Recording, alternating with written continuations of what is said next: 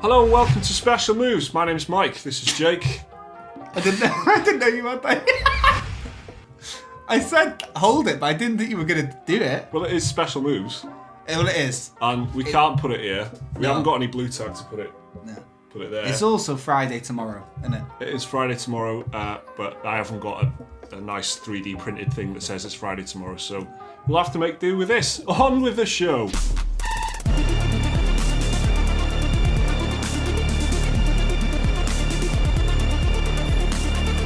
This week we're going to be taking a look at Call of Duty Black Ops 4 and the Blackout mode. Is the Battle Royale genre going to be flipped on its head?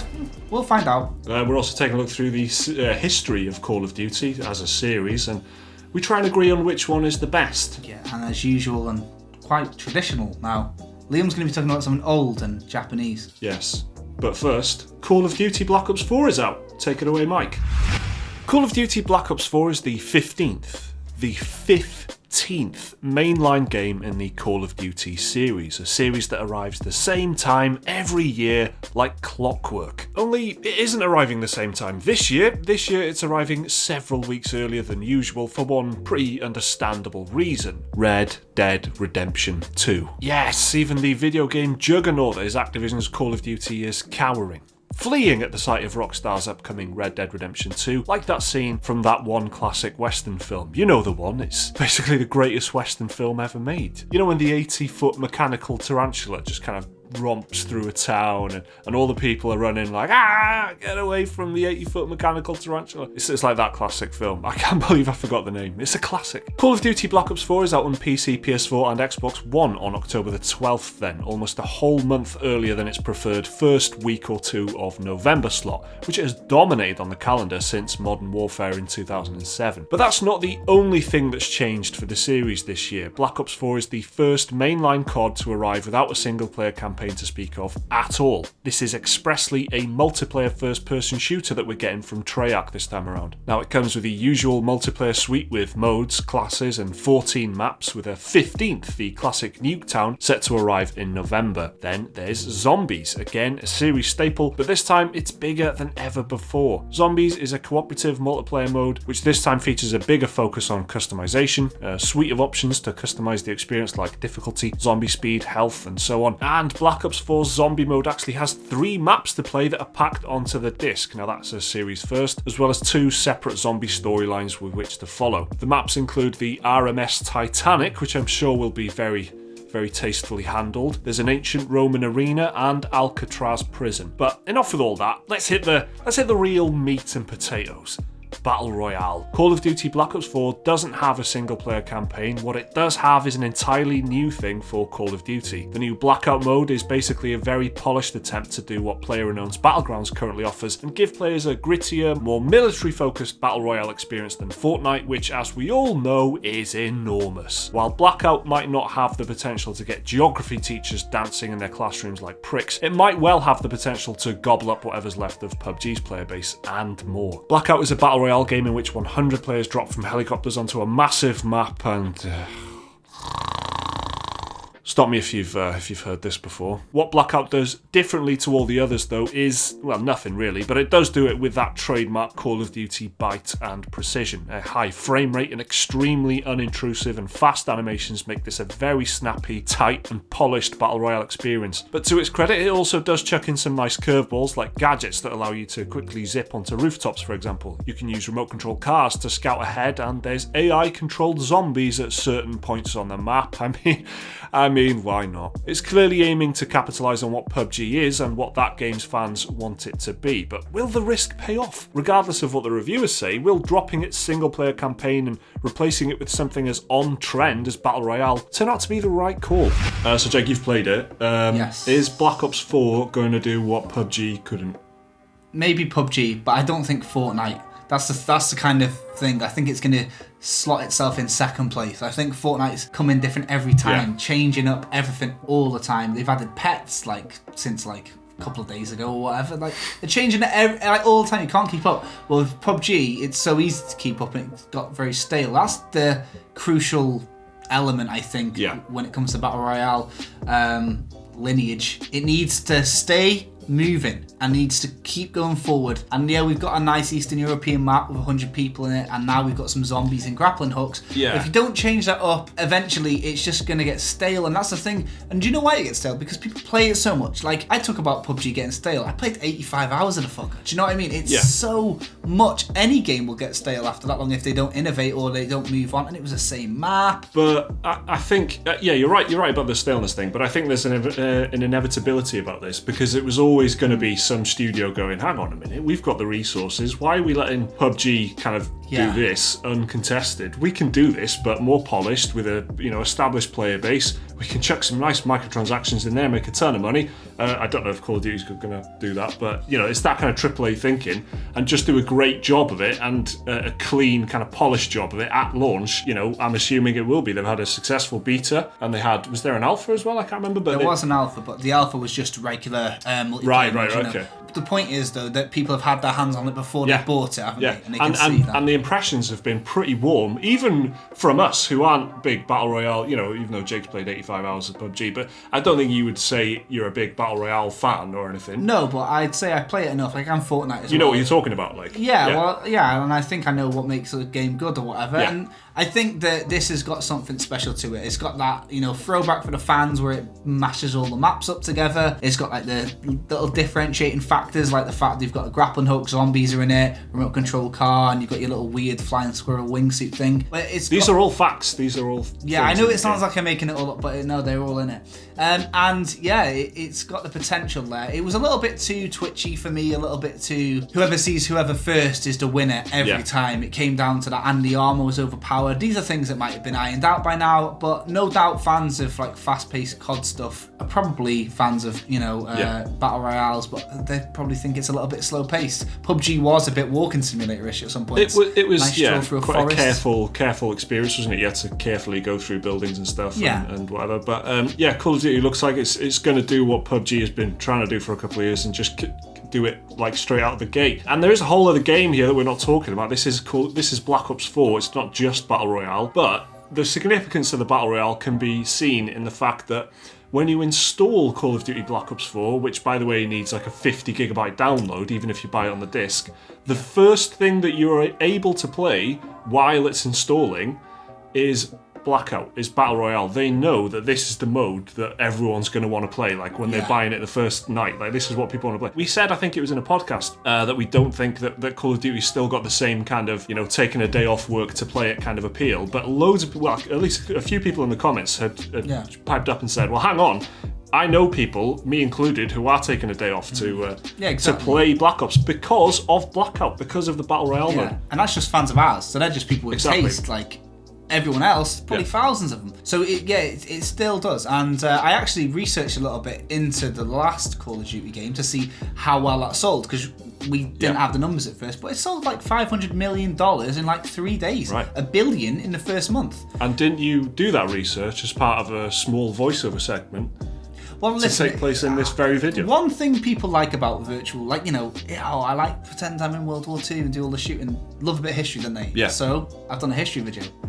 The world's biggest and by far most popular shooting franchise, Call of Duty, started in 2007, believe it or not, with Call of Duty Modern Warfare. It was a fresh take on the first-person shooter genre, and fans all around the world went crazy for it, especially its online multiplayer features. Following a huge success of this, fans of the series Treyarch filled in a gap just 1 year later with a World War II themed spin on Modern Warfare, Call of Duty World at War, which came out in 2008. It's probably now best known for the debut of the pretty famous Zombies mode. In 2009, we saw the release of Modern Warfare 2, this time with more explosives, more perks, and more children to call you a complete online. It was also received pretty well. After mounting pressure from fans, the sellouts at the series publisher Activision pulled a complete George Lucas and retroactively fitted a 4 in the title of the first game, and then made a series of prequels that everybody hated. Call of Duty 1, 2, and 3 were all set in World War II. Talk about boring. After that, in 2010, we got Black Ops 1, the now 7th game in the Call of Duty series, set in a variety of locations in the 1960s during the Cold War. In 2011, the third and final Modern Warfare game was released. It was a direct sequel to Modern Warfare 2 and wrapped up the story of fan favourites Captain Price and Soap McTavish. This was sadly the final Call of Duty game with Nintendo DS support. Back again, 1 year later in 2012, we got a sequel to Black Ops 2 Judgment Day, which is set in two time frames, the 1980s and 2025. 2013, yep, 1 year later, Call of Duty Ghosts launched. Players controlled Gabriel Rourke. It also featured a dog called Riley and introduced a new gameplay mode, Extinction. It received okay reviews, with a lot of criticism aimed at the Call of Duty formula being regurgitated yet again for another yearly edition.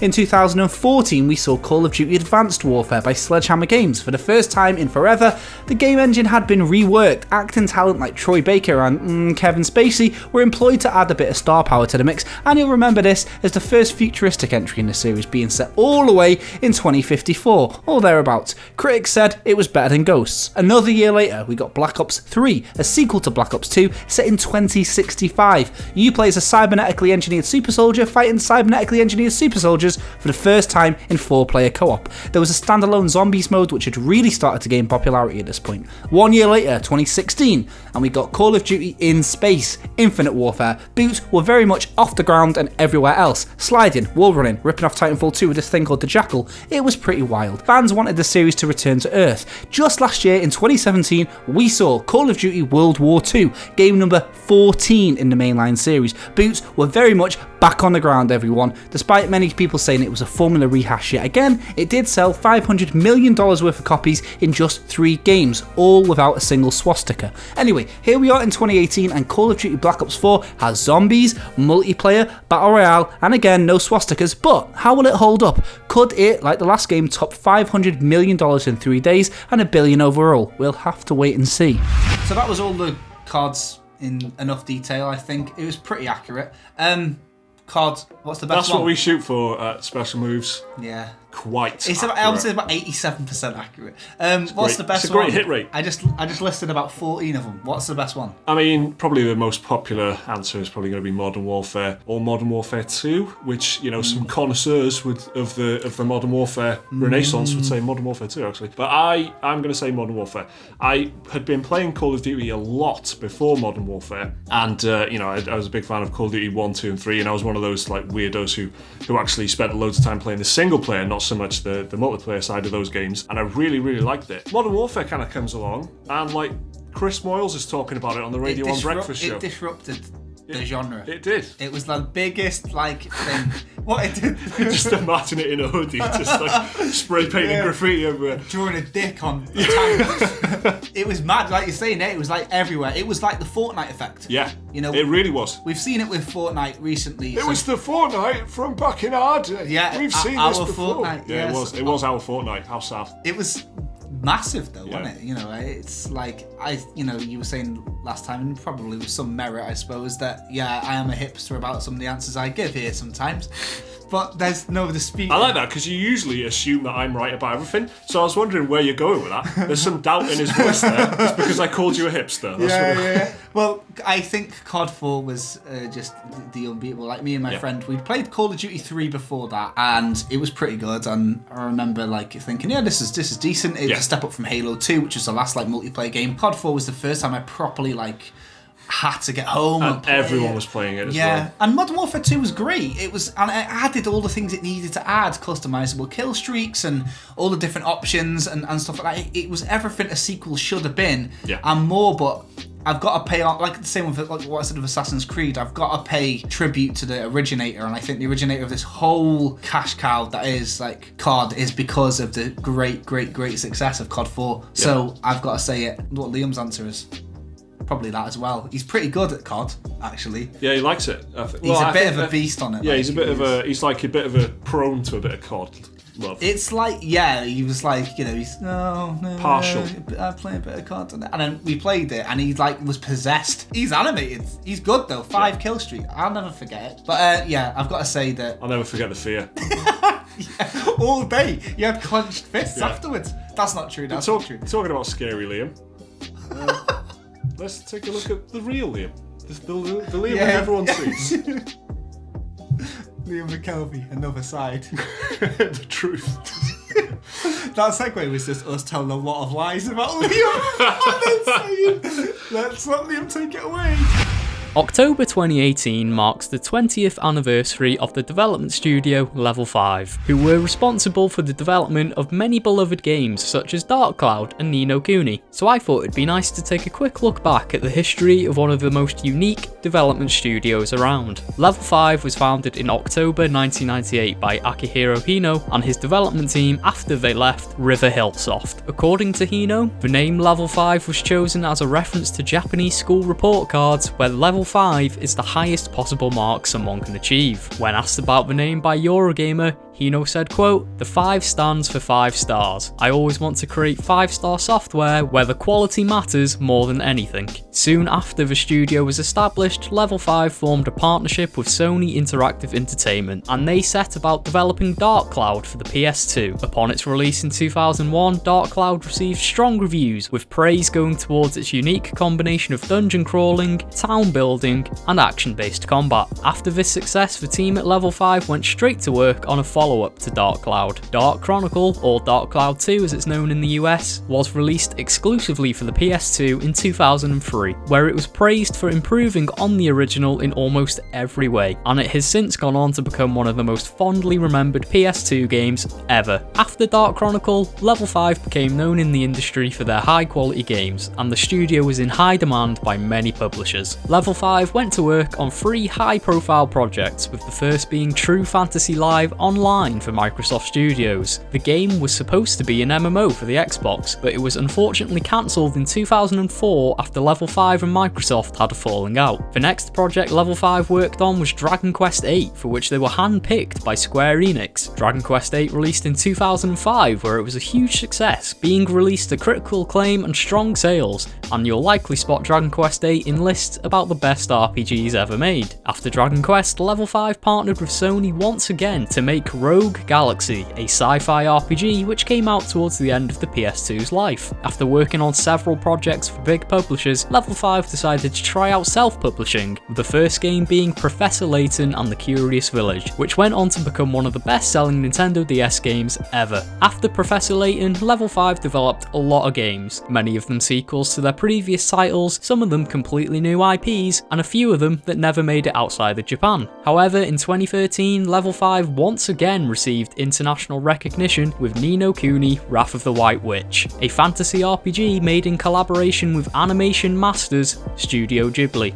Ni no Kuni originally came out in Japan in 2011, but it took 2 years for the game to be localized for Western regions, where it was published by Bandai Namco. Ni no Kuni received critical acclaim upon its Western release, and it topped the sales charts in several regions. It even managed to sell out of physical copies at some stores in the UK. After Ni no Kuni, Level 5 experienced massive success yet again in 2015 with Yokai Watch, a monster-catching RPG for the Nintendo 3DS. Since its debut in 2015, Yokai Watch has gone on to become a multimedia franchise with several sequels, an anime series, and a successful line of merchandise. So this brings us back to 2018, and Level 5 have been making games at a steady pace ever since. Most of these games are exclusive to Japan or exclusive to mobile, and Level 5's most recent high-profile game was Ni no Kuni 2 Revenant Kingdom, which came out earlier this year for PS4 and PC. So what are Level 5 working on now? Well, they have a new installment in the Inazuma 11 series in the works for a 2018 release, and another Yokai Watch game in development for the Nintendo Switch. So there you go folks, a quick look at how Level 5 went from a small company with just 11 employees to one of the biggest creators of RPGs around today, and the owner of not one, not two, but several multimedia franchises. I've been Liam, see you next time.